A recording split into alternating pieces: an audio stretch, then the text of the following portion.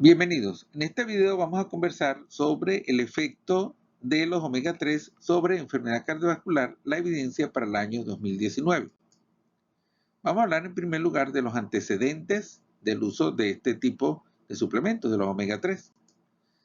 Y para ello entonces conversaremos sobre la última revisión Cochrane del año 2018 sobre el efecto de los omega 3 en la prevención de eventos cardiovasculares, tanto prevención primaria como secundaria. En esta revisión Cochrane, el objetivo fue evaluar el efecto de este tipo de suplementos, tanto en prevención primaria como secundaria, el efecto de administrar altas dosis versus bajas dosis, el efecto de o la diferencia entre la cual se pudiera ver si se administraba como fuente dietética o como suplemento, la validez de estos estudios y la duración de estos estudios.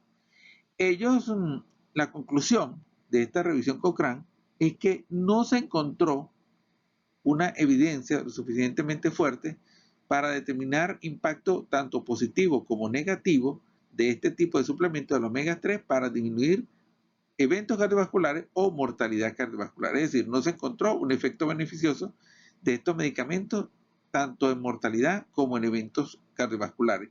Pero una de las principales conclusiones de esta revisión Cochrane es que la cantidad de estudios que revisaron, que existían como antecedente, no había una buena calidad de estos estudios, una duración adecuada, no se pudo evaluar en realidad el efecto de las dosis, la mayoría era realizado con bajas dosis, o no se comparó el efecto de uno de los omega 3, el ácido eicosapentaenoico, versus otro de los omega 3, el ácido docoxahexanoico.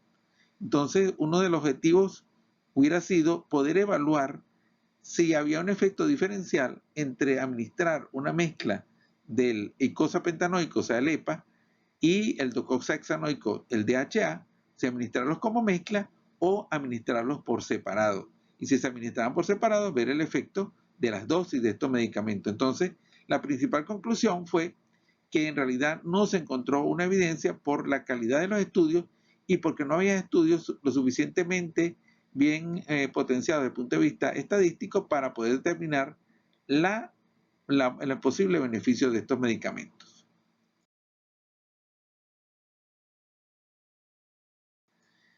En el año 2007 se publica un estudio en la revista Lancet que evaluando el efecto de un derivado del ácido eicosapentaenoico llamado icosapenetilo. Entonces, lo que se quería evaluar era el efecto de este derivado del EPA, llamado icosapenetilo, pero evaluar su efecto en eventos coronarios en pacientes, vamos a ver este punto muy interesante, en pacientes con hipercolesterolemia, no en pacientes con hipertrigliceridemia. De hecho, entonces, en este estudio realizado en Japón, solamente con pacientes japoneses, habían 18.645 pacientes con un colesterol promedio de 251 miligramos por decilitro o más. Y entonces estos pacientes fueron evaluados por 5 años y se les administró una dosis de ese ácido eicosapentaenoico de 1.800 miligramos por día aproximadamente. Y se comparó su efecto cuando se administraban en conjunto con estatinas o sin estatinas. El punto primario era un compuesto de eventos coronarios, incluyendo muerte súbita, infarto de miocardio, angina pectoris, angioplastía o bypass coronario. Entonces, veamos, estos son los puntos principales de este estudio. Entonces, es un estudio con un derivado del ácido eicosapentaenoico realizado por 5 años en 18.645 pacientes. No eran pacientes con hipertrigliceridemia, sino con hipercolesterolemia. De hecho, su colesterol promedio era 251 o más.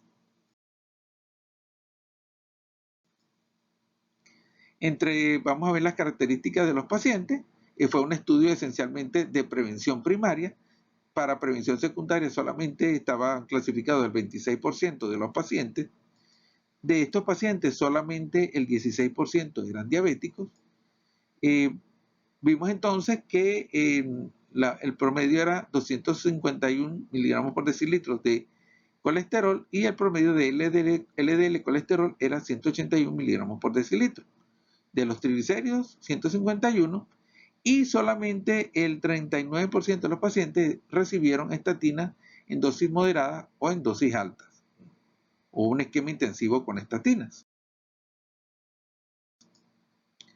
¿Cuáles fueron los resultados? Los resultados principales fueron que el uso de este icosapent etilo, el derivado del icosapentanoico, logró una disminución del punto primario significativa, una disminución del 18%.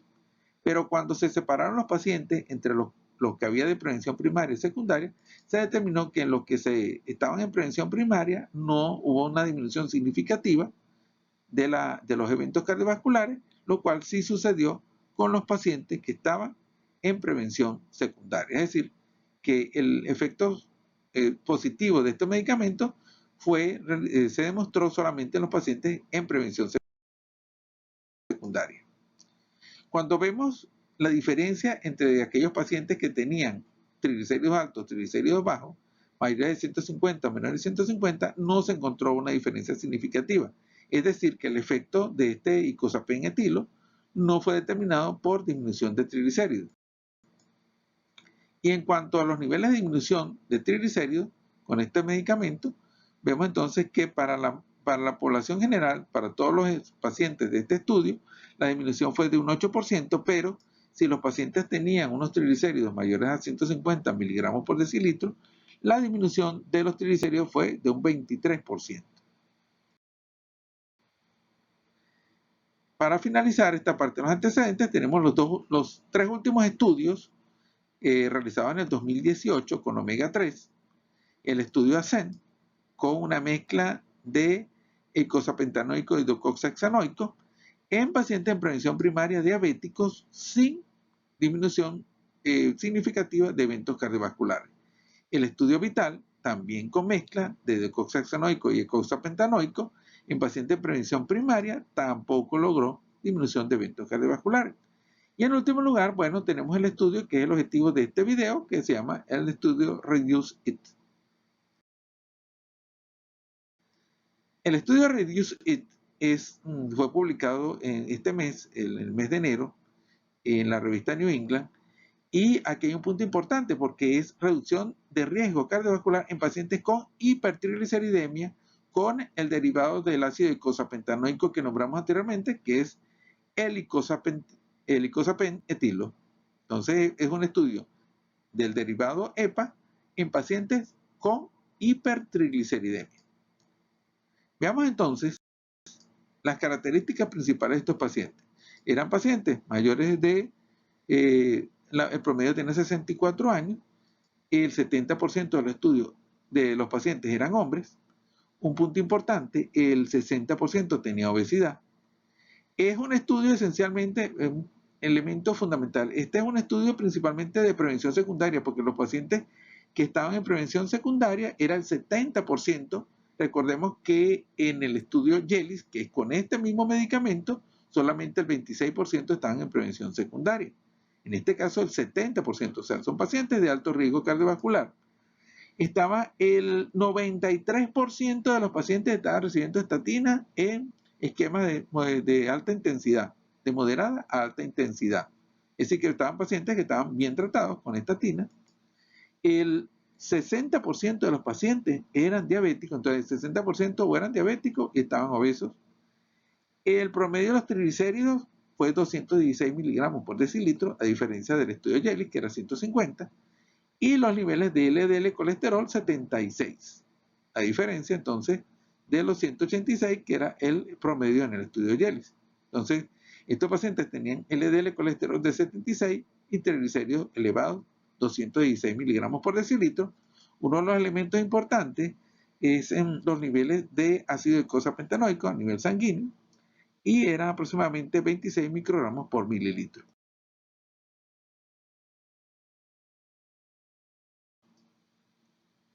¿Cuál fue el efecto desde el punto de vista de lípidos de este medicamento? Esto fue un estudio por 5 años. Un elemento muy importante es que estos pacientes recibieron el ácido icosapentanoico en dosis de 4 gramos por día, 2 gramos BID. Recordemos que en el estudio YELIS la dosis total fue 1800 miligramos por día, es decir, 2 gramos por día, aproximadamente 2 gramos por día. Aquí se utilizó una dosis del doble de 4 gramos por día, 2 gramos BID. El estudio fue realizado entonces por 5 años. ¿Cuál fue el efecto desde el punto de vista lipídico? ¿Cuál fue la eficacia de este medicamento para estos pacientes en 5 años? Y vemos entonces que la disminución de los triglicéridos fue aproximadamente un 20% desde un punto de vista general, con una disminución de LDL colesterol de un 7%. Hay que notar un punto importante. En estudios previos realizados con ácido docoxahexanoico, el docoxahexanoico se caracteriza por disminuir triglicéridos, pero puede aumentar los niveles de LDL y colesterol. La característica principal de los eicosapentanoicos es que disminuyen triglicéridos sin aumentar el LDL colesterol. Otra característica importante es una disminución aproximadamente del 7% de la ApoB, con una disminución del 38% de la proteína C reactiva y un aumento del 350% de los niveles sanguíneos de ácido eicosapentanoico. Claro, estamos administrando suplementos por 5 años de eicosapentanoico. ¿Cuáles fueron los resultados? Los resultados publicados en enero del 2019 dicen que el uso del ácido del icosapentilo en dosis de 4 gramos por día por 5 años en pacientes con alto riesgo cardiovascular produjo una disminución de un punto cardiovascular primario constituido por mortalidad cardiovascular y infarto no fatal, evento cerebrovascular no fatal, revascularización y angioplastía. La disminución fue significativa en este grupo de pacientes en un 25%. Y el efecto, la separación de las curvas, se produjo aproximadamente entre 2 a 2.5 años, lo cual es compatible con un efecto antiaterosclerosis que hubiera realizado este tipo de medicamento. Entonces, disminuye eventos cardiovasculares en el punto primario en un 25% y en un punto secundario adicional, la disminución del punto fue de un 26% también significativa. Cuando vemos, aquí vemos entonces que fue un 25%, a los 2.5 años se separan las curvas. Cuando vemos los elementos por separado, ¿cuál fue el efecto en cada uno de los puntos componentes del evento cardiovascular primario? Vemos entonces que disminuye el punto primario un 25%, disminuye la mortalidad cardiovascular un 20%, el efecto más importante es sobre infarto de miocardio un 30%, evento cerebrovascular disminuido un 29%, revascularización coronaria en un 34% y un 32% de disminución de hospitalización por angina inestable. Entonces vemos, ya vimos anteriormente que el efecto cardiovascular es esencialmente a nivel cardíaco, de eventos coronarios, a los 2.5 años. Cuando vemos entonces si hay una diferencia entre si el paciente tiene los triglicéridos mayores o menores a 150 miligramos por decilitro, no hay diferencia. Lo que sí se encontró diferencia fue cuando evaluamos entre aquellos pacientes que tenían triglicéridos mayores de 200 con HDL menor de 40 y los que tenían triglicéridos menores de 200 y HDL menor de 40 y mayor de 40, vemos que ahí sí se encontró una diferencia significativa. Pero el punto más importante entonces es que en realidad, independientemente de que el paciente tuviera triglicéridos o no elevados, no hubo una diferencia entre el punto primario. Y recordemos entonces que la disminución de triglicéridos fue aproximadamente un 14%. Nuevamente vemos aquí esta gráfica cómo entonces no hubo una diferencia clínica entre si los triglicéridos estaban o no elevados. Entonces, en conclusión, la mayor parte de los estudios que se habían realizado previamente al REDUCE-IT, la mayor parte de estos estudios con omega 3 fueron realizados con mezclas de eicosapentanoico más docoxahexanoico con dosis bajas y principalmente en prevención primaria. El estudio REDUCE-IT con eicosapentaetilo en dosis de 4 gramos por día por 5 años se diferencia del resto del estudio porque fue realizado esencialmente en pacientes para prevención secundaria. El 70% de los pacientes llenaban este requisito, que estaban en prevención secundaria. El 60% de los pacientes eran diabéticos u obesos. El 93% tenía un tratamiento con estatinas en régimen moderado o intensivo, y los niveles de LDL colesterol eran de aproximadamente 76 miligramos por decilitro. Recordemos entonces que los niveles de triglicéridos en estos pacientes, el basal era 216 miligramos por decilitro y la disminución del nivel de triglicéridos fue aproximadamente un 20%. Los niveles de disminución de triglicéridos, esa disminución del 20%, no explican el beneficio clínico reportado en el estudio.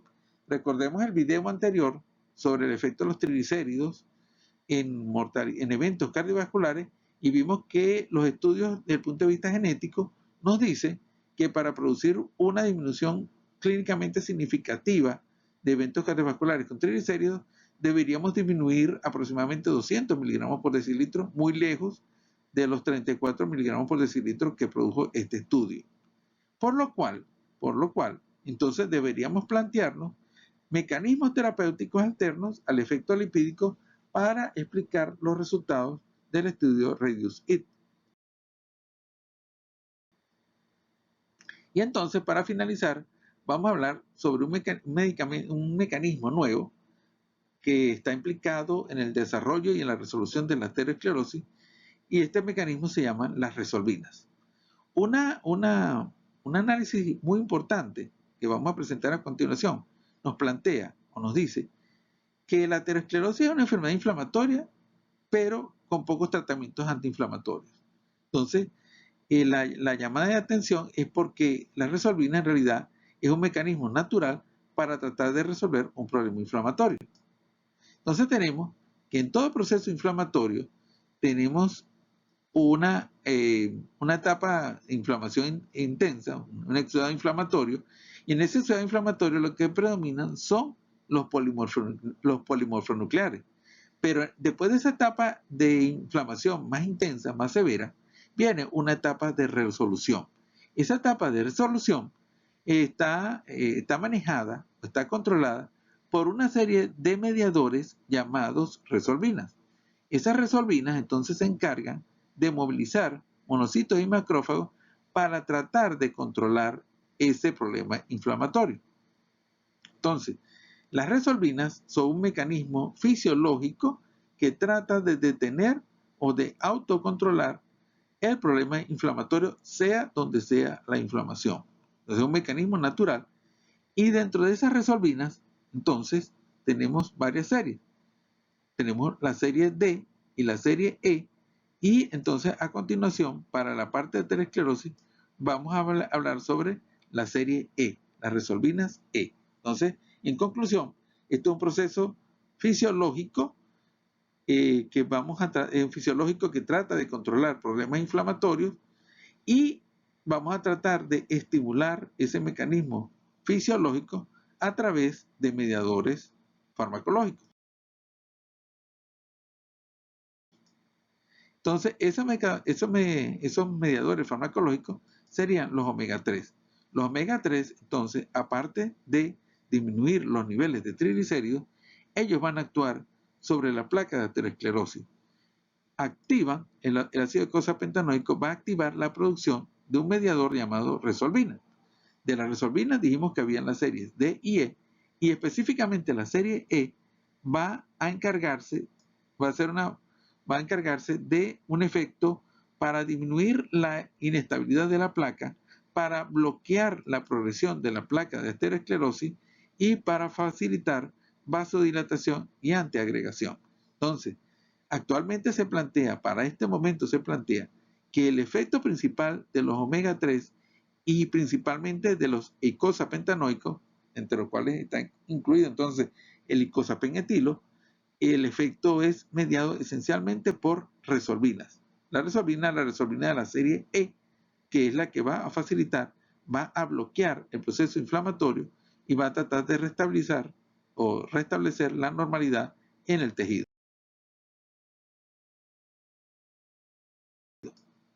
Entonces vamos a ver la última revisión sobre el último planteamiento sobre el efecto del eicosapent-etilo, cómo produce su efecto para explicar los resultados del estudio REDUCE-IT. Entonces vemos que el eicosapent-etilo va a producir un mediador, va a actuar a través de un mediador que es el 18-hidroxiácido eicosapentanoico, y ese 18-HEPE va a transformarse en un mediador llamado resolvina E1. La resolvina E1 tiene una característica propia, que es que tiene un receptor específico, el receptor de resolvina. Cuando la resolvina se une a su receptor específico, entonces va a facilitar la resolución del problema inflamatorio y entonces va a disminuir la captación de LDL en el nivel de la placa, va a disminuir la inflamación y puede disminuir el grosor de la íntima, porque es un mecanismo antiinflamatorio. Por otra parte, la resolvina, además de unirse a su receptor, va a bloquear el proceso inflamatorio mediado por leucotrienos. Entonces, la resolvina puede actuar directamente a través de su propio receptor, estimulando el mecanismo de la resolvina, o bloqueando procesos inflamatorios mediados por leucotrienos. Todo ello entonces va a disminuir el proceso de la aterosclerosis, el grosor de la íntima media y disminuye el riesgo cardiovascular.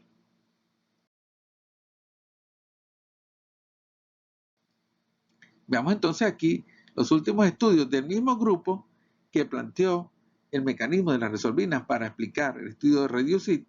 Vemos entonces que si un animal de experimentación le quitamos el receptor de la resolvina, aumenta el tamaño de la placa de ateroma, como vemos acá.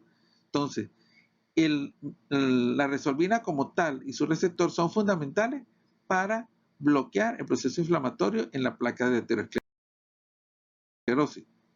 Y vemos entonces que la resolvina también actúa de forma sinérgica con las estatinas, y entonces cuando se asocia la resolvina, que puede ser estimulada por el omega, entonces disminuimos aún más el efecto antiinflamatorio de las estatinas. Es decir, que hay una sinergia entre el efecto de las estatinas y el efecto de la resolvina. Concluyamos entonces. Se plantea un nuevo mecanismo terapéutico que utiliza vías fisiológicas de reparación en caso de procesos inflamatorios crónicos, como la aterosclerosis. Los estudios más recientes plantean que el mecanismo de la resolvina es activado por el eicosapentanoico a través de su mediador, el 18-hidroxieicosapentanoico, y un receptor exclusivo, el receptor de la resolvina. Se ha determinado que hay sinergia entre la acción del eicosapentanoico y las estatinas, lo cual explica los beneficios de su administración de forma conjunta. Y por último, esperamos que en el futuro nuevos estudios de opciones terapéuticas aprovechen el mecanismo resolutorio de las resolvinas. Muchas gracias.